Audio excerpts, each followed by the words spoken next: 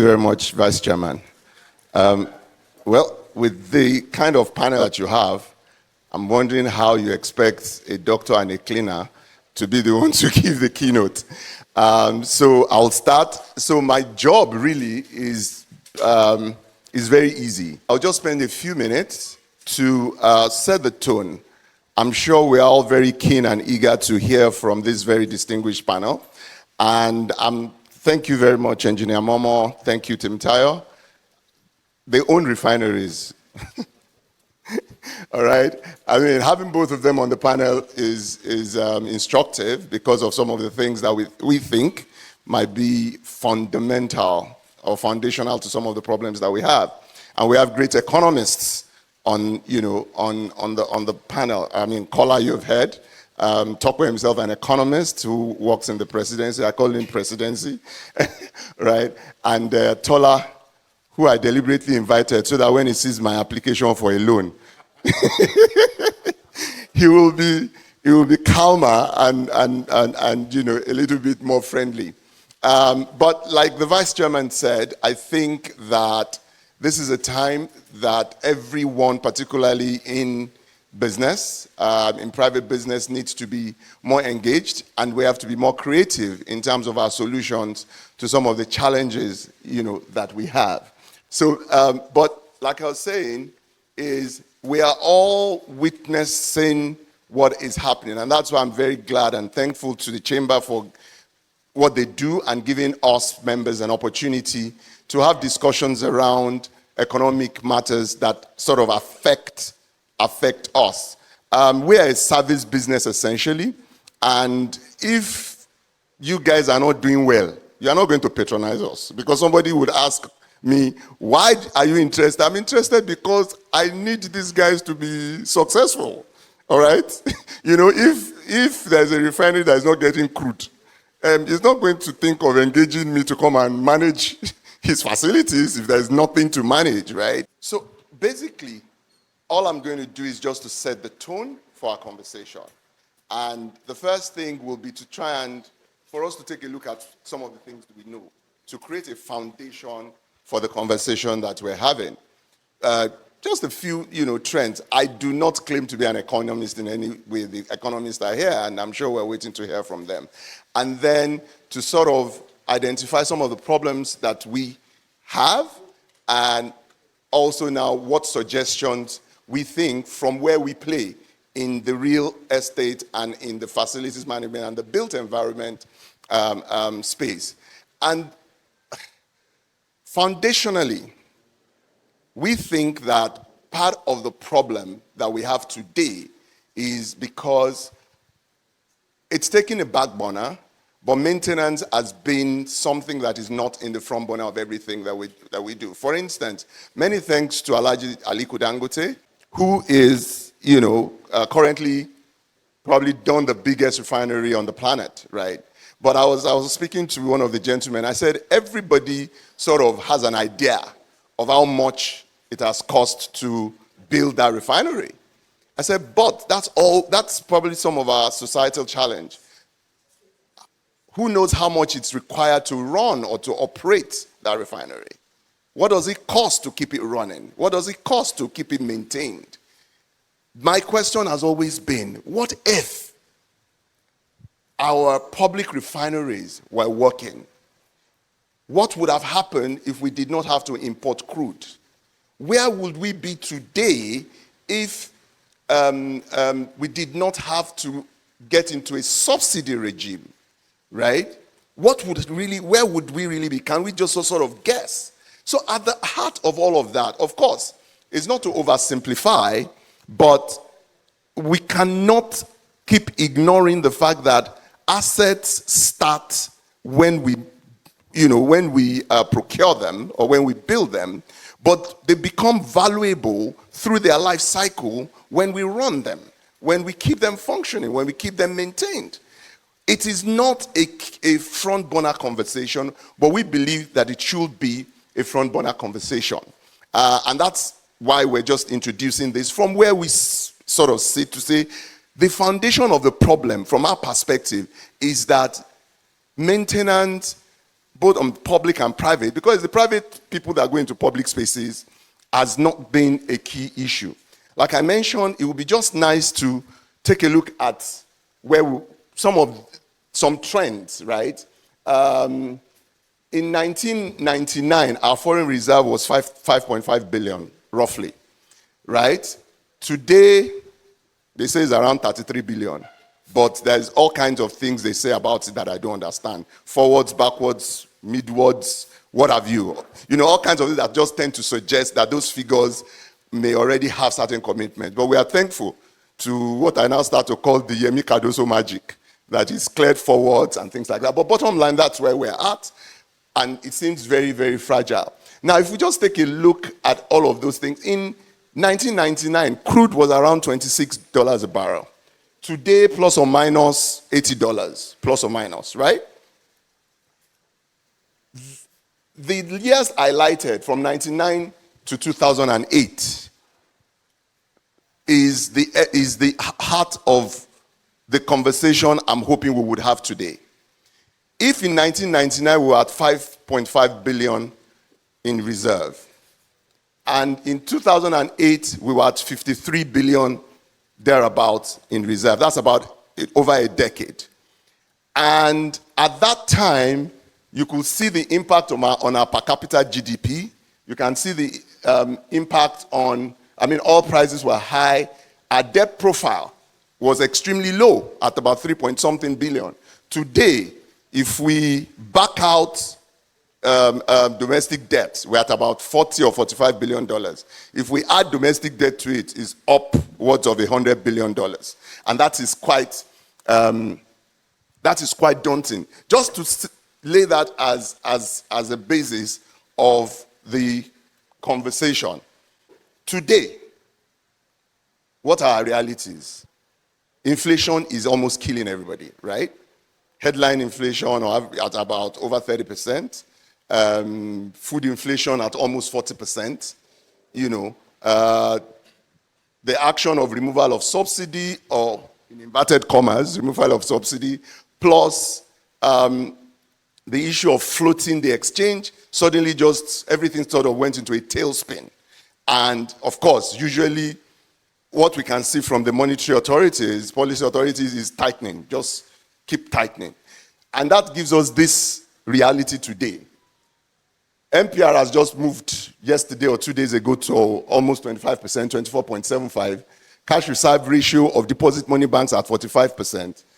And liquidity ratio at 30%. So I asked a banker that, what does this mean? Because these figures confuse me. He says to you that if you give me, what it means is that if you give me a deposit of 100 million today, it means that out of that 100 million, I have to keep 45 million in cash. I have to keep 30 million liquid, and what I have to trade with is the rest, which will further push the cost of lending up. And that, for me, becomes a disincentive from where I stand to production. There's a part of our business, for instance, when things started getting rough, that we said, okay, we import practically everything that we use, from the mundane, from cleaning, all right, all the way to engineering, maintenance, everything practically we import. So we say, okay, why should I be importing soap, so to speak, So we set up a unit to be doing some manufacturing with some help. But in the past 18 months, we have been watching. Go, not go. Wait, So for us, at least in our experience, is that backward integration, which will have created additional value to our business, created additional value to the economy, there's been a disincentive, right? One or two of our bankers are here, and they have practically been saying, Dr. Ayeye, take money. I say, I don't want your interest rate to be tied to my blood pressure, because it's going up. So that is it's a reality for today. Now, there's some sort of, thankfully, the tightening seems to be helping on the micro side, right? There's some fragile stabilization. We're all glad. Dollar is now 1,400 or something ridiculous, like that. But the reality is, because I started life as a public health physician, for me, the reality is what is happening to the average guy human being out there, right? There are people in my organization who are on minimum wage. So I keep wondering how that guy is going to get to work on 30,000. So there is a huge societal disequilibrium right now. That's the truth. Food is ridiculously expensive. Transportation is ridiculously expensive. In my office now, for the low-level staff, part of the requirement for employment is that where do you live? You must not get to work with more than one boss. Something like that. And that is a bit of a challenge. And of course, we still have the issue of fuel subsidy. In inverted commas, the removal, we don't know. It's not moving with what we think the way it should move. We have insecurity, which is a problem. And then, of course, production generally is suboptimal. Now, just a picture of all we know. For us, what do we think needs to happen from a built environment? Now, like I said, I'm not an economist, but very simply put, when I go to a bank as a business or as an individual, and I have a productive business, I have a business that can generate cash flow. Part of what, once I can prove that they are convinced that I can have cash flow, right? The next thing they're asking for is, what is their way out? What's the collateral that I have? I'll usually go and take my house. If it's not enough, my father's house. If it's not enough, Kola's house. Right? Okay? And typically, then you are able to, continue business and stay afloat, etc. My question now is that part of what seems to be the biggest problem is we don't have enough dollars, basically, apart from all the other problems. And we are saying that if we take a look at the real estate that we have as private businesses, if we take a look at the real estate that public has, let's forget about whether it's public or private. This is our country, right? It belongs to the Nigerian or the Nigerian state. It's a Nigerian asset, all right? The truth of the matter is, and I ask myself, why are we suffering when, if we can prove that there is a productive line of business that has the cash flow, why can we not secure that? Now, I hear that there are some things they call, in real estate, they call investment trusts. Why should I suffer? Number one, there is no optic of it in Nigeria. So I'm saying, can we consider such things that may be slightly different? You ask, where do we come in? Of course, as a business, if you are going to consider this, you will need me to keep those assets running, to keep those buildings running, for you to be able to put them in a trust. The idea of a trust is you get money and then you go and use it to acquire real estate. The bottom line is that we already have that real estate. So can we flip it over for us to raise some money? My proposition to the nation first, then to us, is that we should look at having a Naira stabilization fund. I believe that with the assets that we have in terms of our real estate assets, we can raise a $50 billion Naira stabilization fund and have, but I think the person that is easiest to give us that money is the issue of the currency. They are owing themselves 33 trillion. Adding 50 billion to it is meaningless. At a time when one of us is running the treasury of that nation. I mean, it may sound funny, but I'm asking myself, why should an Ibadan boy be sitting on, the largest economy in the country, and his home nation cannot benefit from that, right? And that's my own proposition of economic diplomacy, to say, let's get this $50 billion stabilized. What do they want in return, and what do we want in exchange for it? Number one, whatever they want, right of first refusal. You want to manage this sector, you want to run this sector, whatever it is, right? Number two will be that for that to happen, the Niger Delta, insecurity in the Niger Delta and generally has to be cleaned up for there to be business, right? So, for you to give us this money, it's got to be a special kind of arrangement, wherein we're not going to use this on frivolities like we do, but basically to stabilize our funds and sterilize it for about 10 years, right? Sterilize it for a year and recreate those golden years. If in 1999 we had 5 billion, and in 2000 at lower on the average, lower crude oil prices, and in 2008 we're at 53 billion. It was done in Nigeria, right? Yes, we had a write-off. Our debt was 3 billion at that time. It was done in this country on this same oil.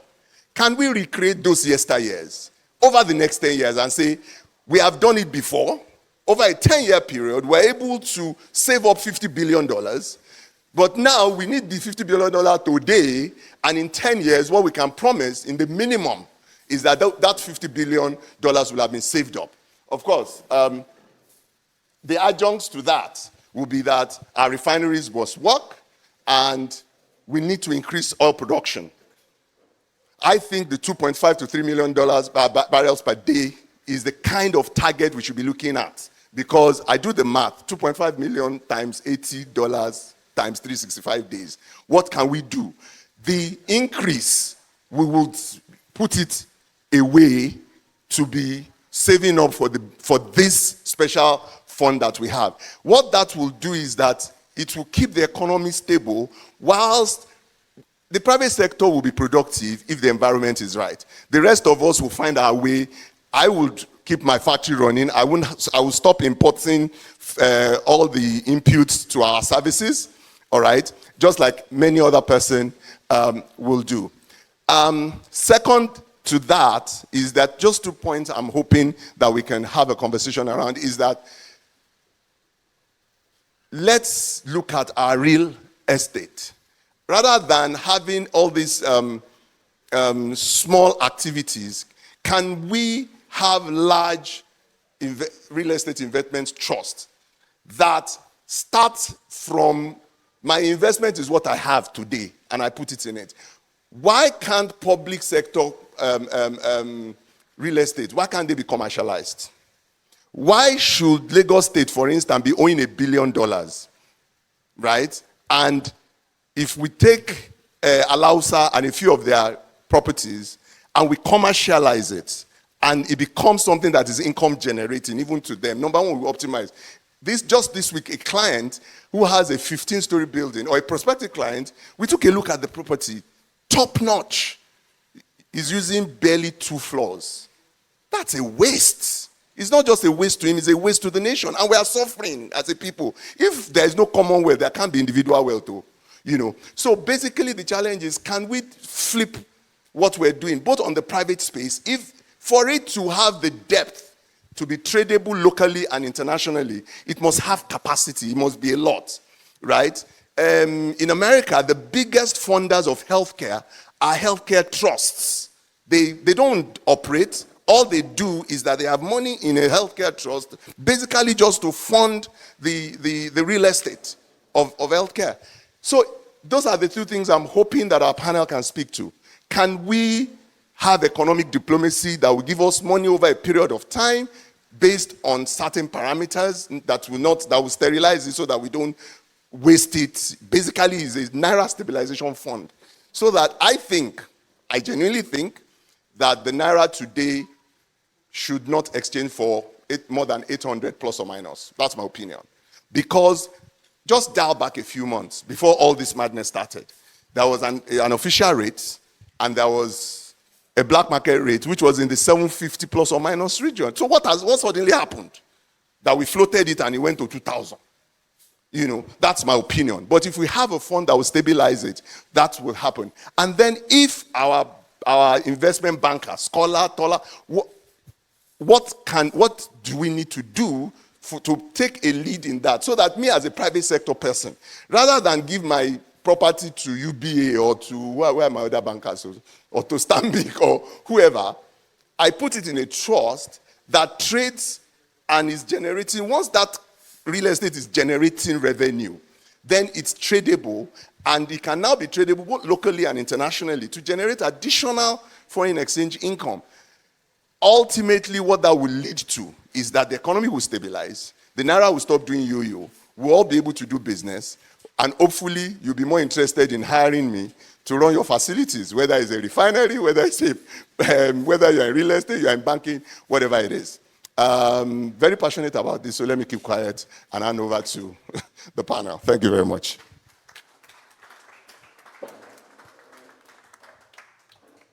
Thank you, sir.